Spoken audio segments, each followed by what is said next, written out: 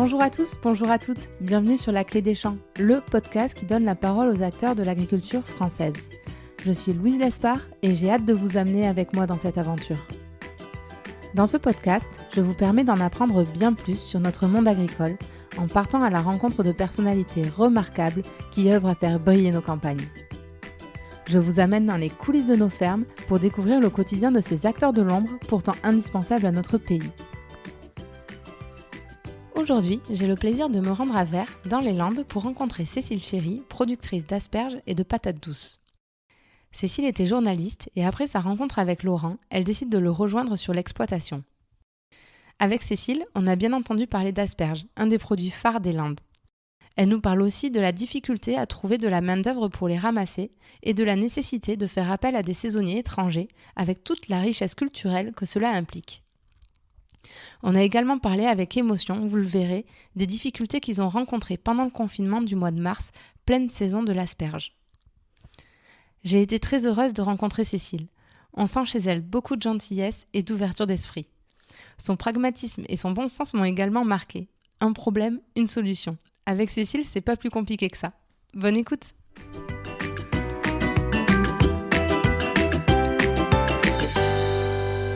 Bonjour Cécile. Bonjour Louise. Merci beaucoup de m'accueillir sur ton exploitation à Vert, dans les Landes. Pour commencer, est-ce que tu pourrais nous expliquer qui tu es et où c'est qu'on est actuellement ? Alors on est dans un charmant village qui s'appelle Vert, qui se trouve donc à 30 km au nord de Mont-de-Marsan, dans la forêt landaise, dans le parc naturel des Landes de Gascogne. Et notre exploitation donc, fait 35 hectares et est essentiellement tournée sur l'asperge en vente directe, les patates douces et 2 gîtes ruraux. Très bien. Et qu'est-ce qui t'a poussée à devenir agricultrice et à t'investir dans l'agriculture ? J'ai rencontré mon mari, j'étais moi-même journaliste et il avait des choses passionnantes à raconter et je suis revenue et je suis restée. Une reconversion du coup ? Oui, voilà, c'est ça. Donc là, je suis installée depuis 2008. À l'époque, il avait essentiellement du maïs. Et pour créer mon emploi, en fait, on a développé l'atelier asperges. Mais dans l'idée, très vite, de tout vendre en direct pour gagner en liberté, pour faire ce qu'on en voulait faire. Voilà, donc on a commencé par ça. On a aussi créé à ce moment-là 2 gîtes ruraux dans une grange de l'Érial qu'on ne pouvait pas utiliser parce que c'était pas un bâtiment agricole exploitable, on ne pouvait pas y ranger de matériel, etc. Donc c'était par contre tout à fait adapté pour faire des gîtes. Donc on a fait 2 gîtes ruraux en éco-gîte, avec le label éco-gîte, tout en Pays des Landes, qu'on a fait nous-mêmes. Très bien. Et pour commencer par l'asperge, parce qu'on est dans les Landes, est-ce que c'est quand même un produit phare landais. Est-ce que tu pourrais nous expliquer l'asperge, comment elle pousse ? On a l'impression que c'est un bâton qui sort de terre comme ça, on ne sait pas d'où ça vient. Ouais, alors en fait c'est une griffe, donc c'est un amas de racines qu'on plante, c'est une plantation pérenne, donc ça dure 10-12 ans. Jusqu'à 15 ans même, selon la nature des sols, des fois ça peut durer jusqu'à 15 ans. Nous on a réussi à les garder 12 ans la dernière fois. Donc on les plante et de cet amas de racines, et chaque pied donne à peu près 16 turions, donc 16 asperges. Donc la récolte qui a lieu, donc qui démarre à peu près au mois de mars, consiste à cueillir ces turions au fur et à mesure où ils poussent, en prenant soin de ne pas tous les récolter, de manière à préserver la plantation. Donc en fait l'asperge, si on la laisse sous terre et que tu la ramasses pas, ça devient un buisson. Voilà. Et en fait, le haut de l'asperge qu'on voit, en fait, c'est un bourgeon finalement. C'est ça. En fait, l'asperge, c'est un bourgeon. C'est un bourgeon qui grandit et la tête de l'asperge, ce n'est autre que les branches qui vont se déployer dès l'instant où on la laisse pousser en plein soleil. Et là, qu'est-ce qui se passe ? On est au milieu de tes champs d'asperges. Laurent, ton mari, il travaille. Qu'est-ce qui se passe sur l'asperge là en ce moment ? Alors là, sur l'asperge, rien. Elle est en train de faner. On est en fin de cycle. Donc là, elle va décliner gentiment encore pendant 15 jours. Et quand elle sera complètement fanée, on va broyer la végétation, défaire la butte. Avant de défaire la butte, on enlève le goutte à goutte parce que c'est irrigué en goutte à goutte. Et on va laisser le froid de l'hiver faire son œuvre parce qu'il faut que la température baisse pour que la plante rentre en dormance et gagne en vigueur pour le printemps prochain. Donc ça, c'est les asperges. En fait, maintenant, il n'y a plus trop de travail. Là, il est en train de passer sur les patates douces qu'on vient juste de finir de ramasser. Donc, il est en train de préparer le sol pour semer la prairie. Et la patate douce, c'était quoi? C'est que l'asperge, c'est très saisonnier finalement. C'est une production qui dure 3 mois. Ouais. C'était une volonté de se diversifier? Voilà, en fait, l'asperge, c'est une production qui nous éclate bien parce que c'est vraiment très plaisant. Donc avec un gros pic d'activité mars, avril, mai avec la récolte. Ici, on embauche 13 personnes pour travailler avec nous parce qu'on est tout en vente directe. Donc on conditionne, on expédie, on a un système de livraison, etc. Mais effectivement, on a 4 hectares et cela ne nous permettait pas complètement de dégager nos revenus. Et il faudrait qu'on plante, pour être plus à l'aise, un peu plus d'asperges, un hectare ou deux de plus. Mais en même temps, ça nous fait un peu peur parce que ça veut dire embaucher encore plus de monde, trouver encore plus de clients. Et moi, ça m'effraie un peu parce qu'on a envie de rester dans une dimension un petit peu familiale. Un peu... Et voilà, et donc on ne se voyait pas... Enfin, on touche à nos limites, quoi. Si on veut pouvoir avoir une relation encore sympa avec les gens, de bien les connaître. Parce qu'en plus, maintenant, on accueille des jeunes en habitat mobile. Ils sont en camping-car aménagé, donc on les accueille ici sur les Riales. Voilà, il ne faut pas qu'on soit non plus trop nombreux pour que ça reste sympa, quoi. Là, cette année, ça a été vraiment une année géniale. On a eu une équipe formidable qui, en plus, a été renforcée par le contexte du confinement qui a été tellement particulier. Et on a vraiment envie de garder cet esprit familial petit. Et donc voilà, on veut pas développer les asperges, mais par contre, voilà, on a découvert que la patate douce se plaisait dans les sables des Landes. Et la patate douce a l'immense avantage d'être donc la récolte au mois d'octobre, complètement à l'opposé des asperges. Et on peut utiliser les mêmes installations que les asperges, c'est-à-dire qu'on utilise la même chaîne de tri et de lavage. On utilise les chambres froides qu'on transforme en chambres chaudes parce que les patates douces, il faut les passer dans une étape, dans une chambre chaude. En fait, on reproduit le climat tropical pendant une dizaine de jours. D'accord. Pour que l'amidon se transforme en sucre et pour que la patate se conserve. Voilà, donc c'était une production qui permettait d'optimiser les investissements qu'on avait. C'était complémentaire. Ouais. Parfait. Et tu parlais de sable des Landes, c'est quand même une des spécificités d'ici et c'est pour ça qu'on fait d'aussi bonnes asperges, non? Ça a un impact sur le goût à la fin. Ouais, alors c'est vrai que l'asperge des sables, elle est sucrée. Elle a un petit goût sucré. Elle n'a pas l'amertume qui se trouve dans d'autres terroirs. Alors, je suis à l'aise pour dire ça parce que j'en connais pas d'autres, mais c'est ce que nous disent nos clients, quelques clients sur Paris, et qui ne jurent que par l'asperge des sables des Landes. Et bon, on veut bien les croire, quoi. C'est clair. Et ça m'amène à la question de l'auditeur, puisqu'à chaque fois, avant de venir, je demande sur Instagram et sur Facebook ce qu'ils aimeraient savoir. Et c'est Elodie qui te demande quelle est la différence entre les asperges blanches, vertes et violettes. Mais en fait, c'est simplement elle a vu le soleil. L'asperge verte et violette a vu le soleil. C'est-à-dire que c'est la photosynthèse, en fait, qui donne le pigment à la chair de l'asperge. D'accord. Alors que l'asperge blanche, elle reste dans le sol jusqu'à la récolte. Et il faut absolument qu'elle reste dans le sol. Donc on met des bâches noires qu'on soulève juste au moment de la récolte et qu'on remet aussitôt pour éviter que les suivantes puissent voir le soleil. Parce que c'est un critère de qualité. Plus l'asperge est blanche, plus de qualité. Disons qu'en fait, l'asperge vraiment blanche a un goût totalement différent. Dès l'instant où elle prend un peu de couleur, le goût change.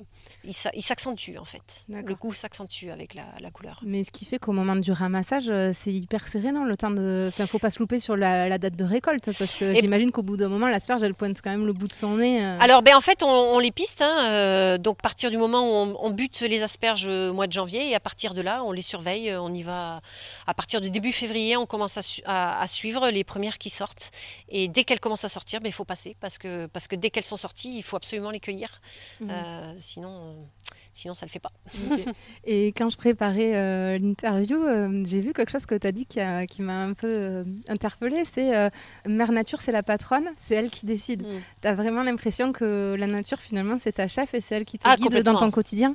Ah ouais, et puis cette année, elle nous a pas fait de cadeau parce que on a démarré le 17 février. C'est un truc de fou, quoi.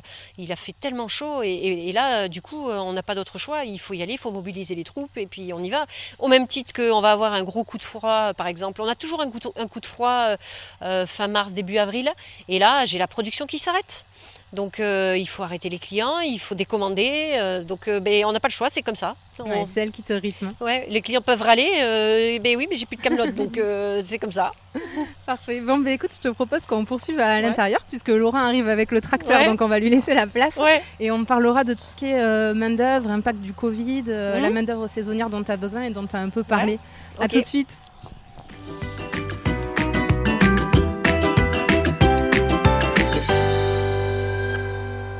Bon, nous voilà sur la terrasse de l'Écogîte. On est très bien avec vue sur les champs d'asperges. Je voulais revenir avec toi sur le sujet du Covid, puisque mine de rien, j'ai l'impression que l'asperge a été très impactée. C'est tombé finalement en pleine saison de l'asperge. Ça a été terrible. Ouais. Depuis qu'on fait de l'asperge, ça veut dire depuis 2008, chaque année, on est confronté à des difficultés et chaque année, on met en place ce qu'il faut pour éliminer les difficultés. Donc, on a appris à déléguer, on a à chaque fois mis en place des systèmes et c'est toujours une période de toute façon stressante. Mais alors là, on s'attendait pas à ça. On n'avait pas pu, jamais on aurait pu imaginer comme ça perdre en 24 heures 50% de nos débouchés. Et là, c'est la panique. Parce que les asperges, j'en suis encore émue. Parce que, en fait, l'asperge, elle pousse tout le temps, quoi. Et les frigos se remplissaient, pardon. Tu vois, c'est fou comme... mais et puis c'est vrai que la France a découvert l'asperge et la fraise, notamment à ce moment-là, parce qu'on a énormément parlé de ces deux productions-là, donc finalement, la fraise, on en entend parler, mais l'asperge, pas tant que ça. Et c'est vrai qu'il a fallu s'organiser. Donc, c'est ça, en fait, c'est un légume qui ne se conserve pas. Et on ne peut pas lui dire d'arrêter, quoi. Enfin, donc, il y a plein d'agriculteurs. Donc, du coup, nous, on s'est retrouvés là, à se dire, mais qu'est-ce qui va se passer ? Et donc, on a acquis l'idée qu'on serait peut-être obligé d'arrêter. On s'est dit, si on n'a plus de marché, il faut qu'on arrête parce qu'on peut pas éternellement ramasser et puis tout jeter. Enfin, on avait des salariés et tout, donc on est allé voir notre équipe de saisonniers et on leur a dit que ça risquait de s'arrêter du jour au lendemain, qu'on allait essayer de faire le maximum pour tout vendre, mais qu'on était sûr de rien. Et donc, on a des techniques, c'est-à-dire qu'on a des bâches noires pour tenir les buttes au noir, mais aussi des plastiques thermiques pour chauffer les buttes, pour booster la production. Donc, la première chose qu'on a fait, c'est enlever les plastiques thermiques, mettre sur plastique blanc, c'est-à-dire qu'on retourne le plastique noir sur une face blanche pour refroidir la butte, pour essayer de ralentir au maximum la production. Donc, on a commencé par ça, et en se disant, mais peut-être qu'après, on va réussir à passer le cap. Et en même temps, il y a eu un refroidissement des températures. Donc, la nature a joué avec nous. Et là, on s'est dit, on va essayer de vendre comme ça. Et à ce moment-là, là, c'était l'énergie du désespoir. On se débrouille comme on peut. À partir du moment où on avait acquis l'idée qu'on serait peut-être obligé d'arrêter, on s'est dit, on va tout donner pour essayer de continuer. Les débouchés que tu as perdus, les 50%, c'était quoi ? Parce que tu fais beaucoup de ventes directes. Du coup, c'était les magasins, les restaurants ? Alors, c'était les restaurants. Toute la vente à la ferme. Nous, on fait 30% de notre volume à la ferme. Tout ça s'est effondré. J'ai une vente aussi assez importante par Colissimo. On a une vente en ligne sur notre site internet. La poste ne fonctionnait plus. Je me suis pointée à la poste avec 15 colis. On m'a dit non, mais la poste ne marche plus pendant le confinement, c'est fini. Donc, tout déballé. Pas à ça. Donc tout déballé, rembourser les clients. Une palette qui était prête à partir à Paris, elle part plus, puisqu'on a vu un appel le matin même en disant nous on est au chômage technique, on arrête tout, tu gardes ta palette. On défait tout. Et bien alors, en fait, pour nous sauver, on a fait un appel sur Facebook, on a fait un post en disant qu'on organisait une vente sauvage sur un parking de boulangerie à Mont-de-Marsan, en croisant les doigts que les flics ne repèrent pas le poste et ne nous empêchent pas de faire, parce que c'était ça notre inquiétude. C'était vraiment un système D. Ouais. Et là, on demandait aux gens de passer commande en commentaire. On n'avait pas d'autre solution à ce moment-là, on faisait à l'arrache, quoi. Et à partir de là, mais alors c'est parti, mais comme... Les gens ont soutenu les agriculteurs à ce moment-là, quand même. Et puis ça s'est su. Et alors, un post a fait 80 000 vues, quoi. Ah ouais. Ah non, mais ça a été phénoménal. Et du coup, on a été contactés. Sauvé par Facebook, presque. Exactement. Et il y a quelqu'un qui m'a dit, finalement, on n'arrête pas de dire que Facebook, c'est des amis virtuels. Et bien là, les amis virtuels se sont transformés en vrais amis, quoi. Ouais. Ils nous ont sauvé la ferme, clairement. Et après, on a eu plein d'appels de particuliers qui ont vu le post, qui étaient un peu loin, qui disaient, mais on aimerait bien, nous, avoir vos asperges, comment on peut faire ? Et alors là, de suite, nous, on a mis en place des systèmes de livraison. On disait aux gens, trouvez-nous 100 kilos de commandes, vos voisins, vos amis, vos collègues, et on vous livre. Et alors, ce qui était super, c'est que comme les gens étaient confinés chez eux, ils étaient à notre disposition. C'est-à-dire que je pouvais les livrer quand ça m'arrangeait et au moment où je voulais. Donc ça, c'était confortable pour moi. Du coup, j'ai pu commencer à refaire des plannings de livraison et essayer de faire des tournées un peu rentables, quoi. C'est-à-dire que quand j'allais livrer l'Hendaye, je me débrouillais pour développer un réseau sur Bayonne avant et un peu avant Dax, et on a essayé d'optimiser comme ça. D'accord. Bon, et j'ai vu qu'après le parking sauvage, ça a plus marché, non ? Comme on avait dû arrêter. C'est ça. En fait, au bout de 3 semaines, on était totalement débordés. Surtout que nos clients habituels, donc les petits commerçants qu'on livrait sur Pau, alors eux, ça a explosé aussi. Ils ont multiplié par 4-5 leurs commandes. Et donc, du coup, j'arrivais plus à tout fournir. Donc, j'ai arrêté ce qui me coûtait le plus en temps, ce qui était cette vente sauvage, parce qu'il fallait faire des poches de 2 kilos. Quand il faut faire 400 kilos en poche de 2 kilos, ça fait du monde, quoi. Et ça fait beaucoup de manières. Donc, j'ai été obligée d'arrêter. On n'arrivait plus à fournir tout le monde. Et donc, voilà. Mais ça nous a sauvé la mise. L'ascenseur émotionnel, quoi. Alors, oh là là, on va fermer la ferme et tout d'un coup, merde, voilà. on ne peut plus faire face à et donc, toute la demande. on est passé de la phase où on s'est dit, va peut-être falloir tout arrêter et donc vendre la ferme, parce que pas de revenus. Nous, c'est notre revenu. On fait le revenu en 2 mois, quoi. C'est ce que j'allais te demander. Qu'est-ce qui se serait passé si toutes les asperges étaient restées dans le champ? Vous pouvez pas voir venir un an sans récolte. Alors là, c'était la cata. Enfin, Laurent, lui, avait acquis l'idée que certainement il faudrait lâcher du lest, vendre des choses. Lui, il avait déjà intégré ça. Moi, j'avais toujours dit, si on a un pépin sur les asperges, puisque quand même on est dans une situation de toute façon fragile, on se prend une grêle l'été sur les asperges, c'est pareil, on perd en revenu l'année suivante. On avait acquis l'idée que, ma foi, l'hiver, je repartirais travailler dans une usine par là pour faire bouillir la marmite si besoin. Mais à la limite, ce serait moindre mal. Enfin, je veux dire, pourvu qu'on garde l'outil de travail. Mais ça, c'est pas arrivé. Donc, on est passé de cette phase où on a cru qu'on perdait tout à la phase où on s'est dit, allez, ce soir, et on se couchait tous les soirs, on se dit, ce soir, le frigo est vide. Super, ce soir. Et on a avancé comme ça. Le frigo avait les asperges, pas votre frigo à vous. Oui, pardon, c'est ça, la chambre froide. La chambre froide est vide, tout va bien, jusqu'ici, tout va bien. Et en fait, au bout d'un moment, on s'est dit, mais ça repousse d'autant, ça veut dire qu'on n'arrête pas cette semaine, ça veut dire qu'on n'arrête pas la semaine prochaine. Et puis, au fur et à mesure, on s'est dit, peut-être que finalement, on va réussir à finir. Et on a réussi. Super. Et ça m'amène à la minute économie du podcast. Est-ce qu'aujourd'hui, un producteur d'asperges, ça gagne bien sa vie? Oui. En fait, il faut être un excellent gestionnaire. Chez nous, ça fonctionne parce qu'on est 2 à travailler, qu'on est en vente directe et que moi, je suis totalement dédiée à la commercialisation. Laurent s'occupe de toute la partie technique et moi, je suis sur toute la partie communication et commercialisation. Et c'est pour ça que ça fonctionne.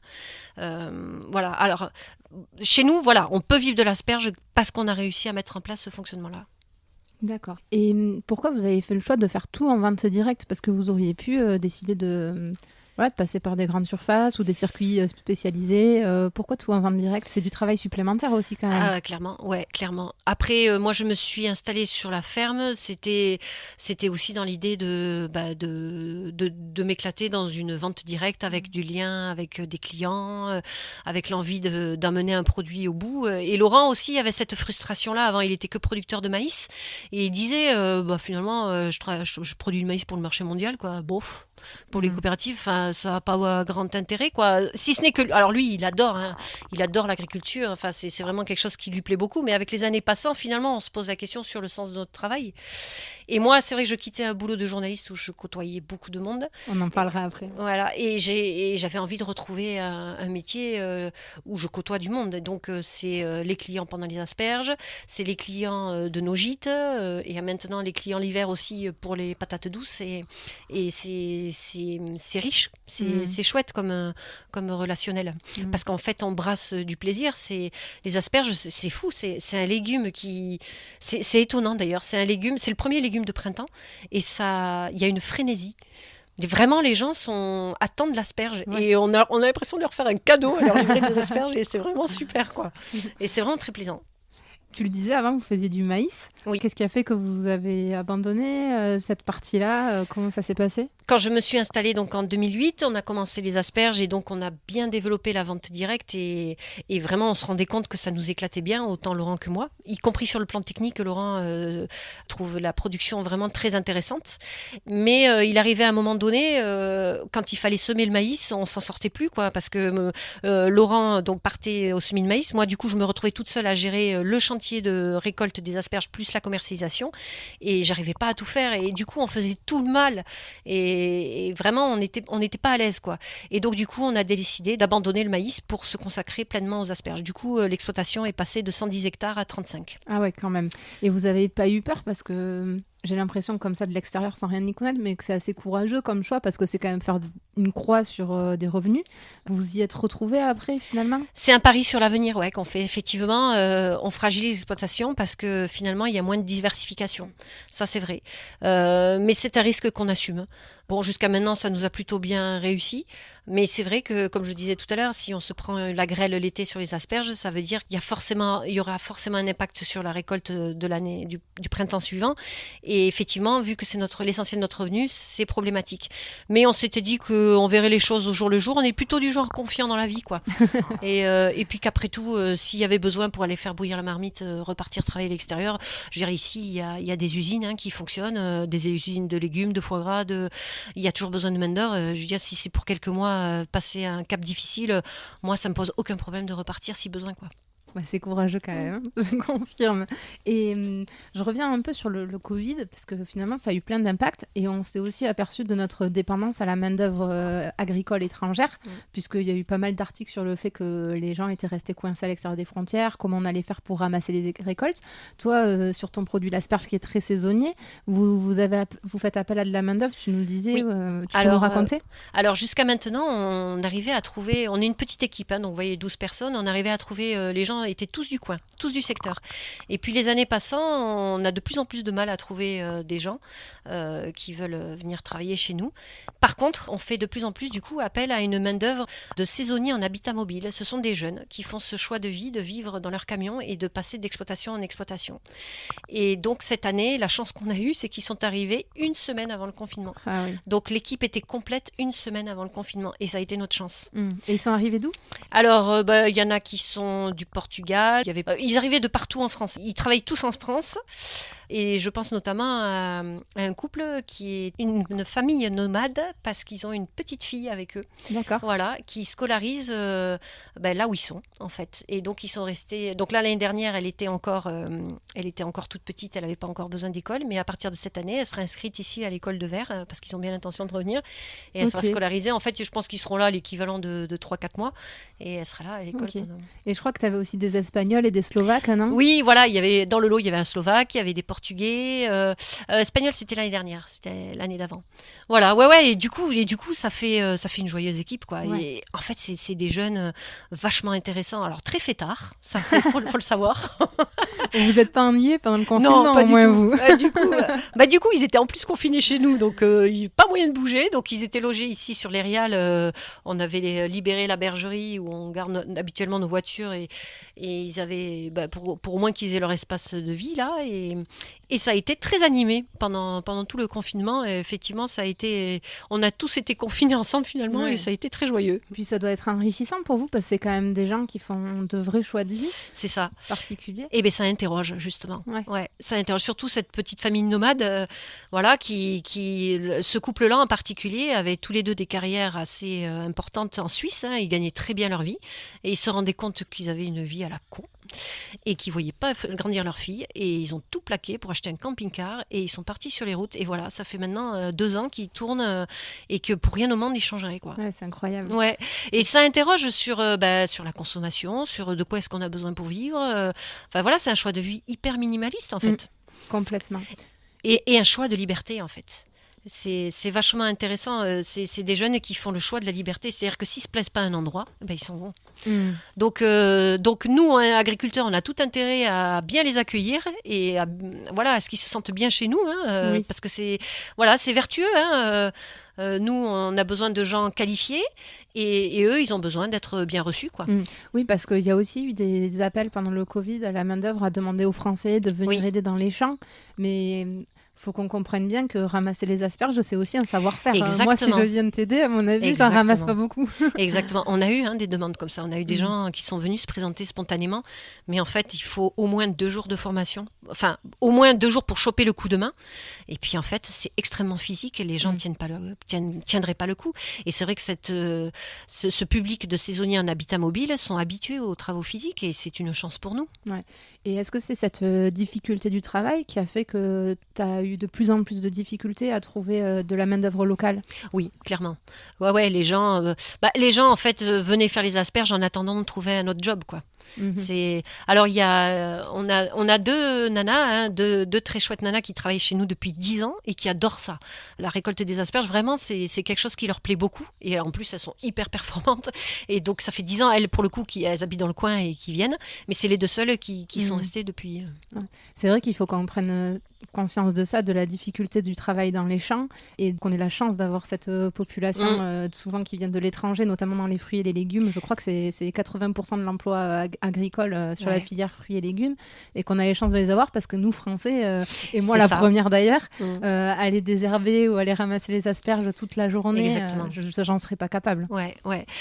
Et donc il y a ce public de jeunes là qui se développe en habitat mobile. Le problème, c'est qu'ils sont mal vus en général. Alors, souvent les agriculteurs leur mettent à disposition un terrain, de l'eau pour au moins qu'ils puissent être tranquilles pendant la saison, mais c'est pas le cas de tout le monde. Tous les agriculteurs n'ont pas, parce que à partir du moment où les agriculteurs les accueillent chez eux, il faut obligatoirement leur mettre à disposition toilettes et douches, ce qui est le minimum. Mais effectivement, ceux qui n'ont pas ces équipements-là, légalement, n'ont pas le droit de les recevoir. Donc du coup, les saisonniers partent dormir à droite à gauche comme ils peuvent, ils se font virer parce qu'ils sont toujours malvenus, ils se font toujours virer là où ils sont. Et pour revenir de la journée travailler chez l'agriculteur, c'est compliqué, quoi. Oui. Aujourd'hui, il faudrait qu'en fait les agriculteurs s'équipent tous de ce genre de sanitaire, quoi, pour pouvoir accueillir décemment en fait ce public-là. Ouais. Et pour terminer sur la difficulté du travail dans les champs, tu me racontais qu'à un moment tu avais essayé de désherber les buttes d'asperges à la main, et que finalement tu as dû renoncer. Oui, c'est ça. C'était au début de la plantation. On a désherbé mécaniquement tout ce qu'on pouvait, mais après il y avait toute la partie qui n'était pas accessible par les outils sur la butte des asperges qu'il a fallu désherber à la main. Parce que les asperges, c'est des rangées de buttes en fait dans lesquelles on plante les asperges. Voilà, c'est ça. Et donc il faut désherber le long de la butte, là où l'outil passe pas. Donc du coup, on passe à la main. Et donc le premier jour, on embauche 7 personnes, des gens du coin. Le lendemain, on n'en a plus que 4. Et le surlendemain, on n'était plus que 2. Parce qu'en fait, c'est un boulot de chien, quoi. C'est vraiment très, très physique et donc personne ne veut faire ça. Ouais. Donc, à un moment donné, ça coince, quoi. Et c'est quand même à prendre en compte dans tout le débat autour des pesticides. C'est parce qu'on est tous d'accord de dire qu'il faut en utiliser le moins possible, mais le problème, c'est qu'à un moment... qui va avoir envie d'aller désherber les genoux au sol, le dos cassé, et de ramasser brin d'herbe pour enlever tout ça, quoi. Voilà, c'est toute la difficulté de ce débat-là, c'est qu'en fait les gens qui ont des grandes idées sur les phytosanitaires ou les pesticides, en fait ils connaissent pas la réalité du terrain, ils se rendent pas compte. Ouais. Et question naïve, mais pourquoi on ramasse pas les asperges mécaniquement ? Pourquoi il n'y a pas une machine qui existe aussi pour ramasser les asperges comme ça et faciliter le travail et qui ait besoin de moins de main-d'œuvre ? Alors c'est à l'étude, ça fait des années qu'il y a des robots de récolte qui existent et qui sont à l'essai, qui donnent plus ou moins de résultats. Rien de très satisfaisant n'est encore sorti, mais ça viendra. Ça viendra, c'est évident. Mais du coup, le jour où ça existe, je pense qu'il n'y aura plus de petits producteurs comme nous, parce que ça voudra dire qu'on pourra faire des asperges à très très grande échelle, à mettre un robot de récolte qui fonctionnera 24 heures sur 24. Ça fera baisser les coûts. Et du coup, nous, on sera plus du tout compétitifs. Ouais. Nous, donc ça arrivera un jour, mais en tout cas pour nous, on a une exploitation trop petite pour utiliser ce genre de technologie-là, quoi. Et je change de sujet, mais donc toi, tu étais journaliste au départ et tu t'es complètement reconvertie. Quand même, aujourd'hui, quand on épouse un agriculteur, on épouse un travail, un mode de vie, on épouse tout finalement. Toi, t'as pas douté une seule fois de te dire allez, j'y vais ? Ah non, pas du tout, parce que je trouve que vivre et travailler au même endroit, c'est un luxe. Je trouve ça formidable. Bon, en plus, il se trouve que le cadre chez nous est plutôt sympathique. C'est ce que j'allais te dire, parce qu'en ce moment, il y a beaucoup de gens à Paris qui sont en télétravail dans leurs 20 mètres carrés. Je suis pas sûre qu'ils soient alignés avec ce que tu dis. Ouais, voilà. Ouais, alors que nous, ici, alors effectivement, du coup, tout est imbriqué, la vie personnelle, la vie professionnelle. Effectivement, on a le travail toujours sous les yeux, on voit toujours ce qu'il y a à faire. Mais après, je crois que ça relève d'un état d'esprit où nous, ça ne nous pose aucun problème. C'est-à-dire que Laurent adore, par exemple, faire du vélo. il va partir faire du vélo en début d'après-midi de 2h à 5h, et puis il va repartir dans son tracteur après. On est libre, on s'organise comme on veut. Moi, c'est pareil, j'aime beaucoup aller marcher, je m'adapte à la disponibilité de certaines de mes copines. Donc, moi, c'est plutôt le matin, entre 9h et 11h, et voilà, je travaille un peu avant, je travaille un peu après. Tout est lié, en fait, et on se gère un petit peu comme on veut, et je trouve que c'est un luxe incroyable. Ouais. Et vous avez l'occasion de partir en vacances quand même un peu ? Alors c'est vrai qu'au début, où on était ensemble, on avait un peu plus les moyens à l'époque, et les enfants n'étaient pas encore étudiants, etc. Et on a un petit peu bougé, on a fait quelques voyages, mais j'avoue que je n'en ai plus envie, en fait. Est-ce que c'est la sagesse ? Je ne sais pas, mais j'en éprouve moins le besoin, je trouve que quand on a une vie équilibrée, quand on se sent bien là où on est, en fait, on a moins un besoin crucial de partir, quoi. Et tes enfants, le fait que vous soyez agriculteur, tu sens que ça transmet quelque chose auprès d'eux ? Oui, ma fille m'a dit un jour... Combien t'as d'enfants, pardon ? Alors nous, on est un couple recomposé, donc on a 3 enfants à tous les deux, mais on n'a pas eu d'enfants ensemble. Donc Laurent a une fille qui a aujourd'hui 23 ans aujourd'hui, la mienne vient de faire 22 ans, et mon fils vient de faire 19 ans. D'accord. Voilà. Et ma fille m'a dit il y a quelques mois, elle dit mais c'est dingue, je suis en train de réaliser en fait que tous les soirs en rentrant de l'école, t'étais là. Elle m'a dit ça. C'est un grandissant quand on s'aperçoit de ça. Elle me dit en fait j'ai plein de copains, non, les parents ils rentraient tard le soir et tout. Et en fait toi t'étais tout le temps là. Alors après elle, plus petite, elle voyait le côté négatif, c'est-à-dire que on avait un besoin d'un coup de main dans les asperges, hop, on les sollicitait, on les a toujours un petit peu sollicités, et vraiment ça les gonflait, quoi, parce que ils trouvaient ça pénible. Ma fille elle disait un truc. Être enfant d'agriculteur, c'est être disponible à toute heure. C'est de l'esclavage. Mais bon, aujourd'hui, elle est à Paris et elle se dit que finalement, c'est pas mal quand même, le cadre de vie dans lequel on est. C'est sûr que ça amène à voir les choses différemment.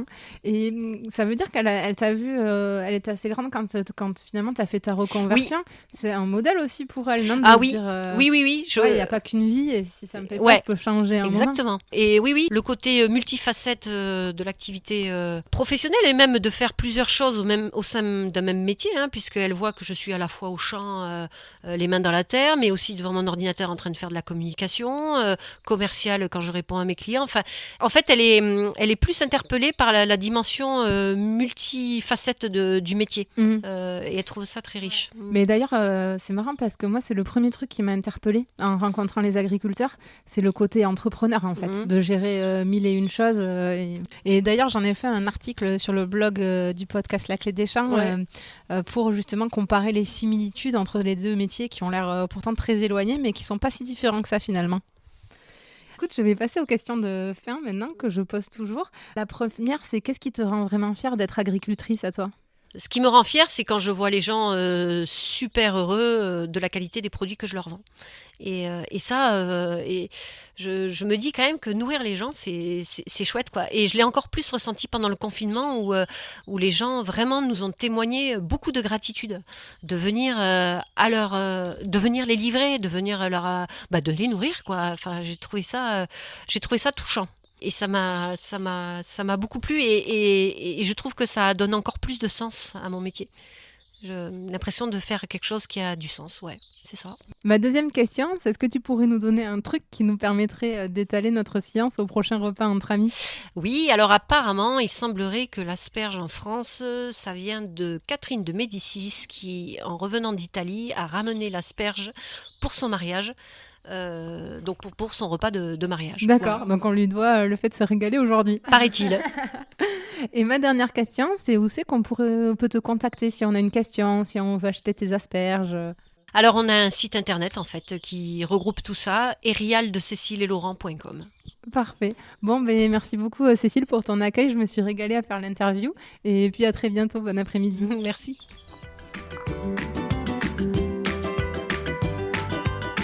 J'espère que cet épisode vous aura plu. Si c'est le cas, n'hésitez pas à laisser une note 5 étoiles ou à en parler autour de vous. Ça m'aiderait énormément pour faire connaître le podcast. Merci beaucoup et à bientôt pour prendre ensemble la clé des champs.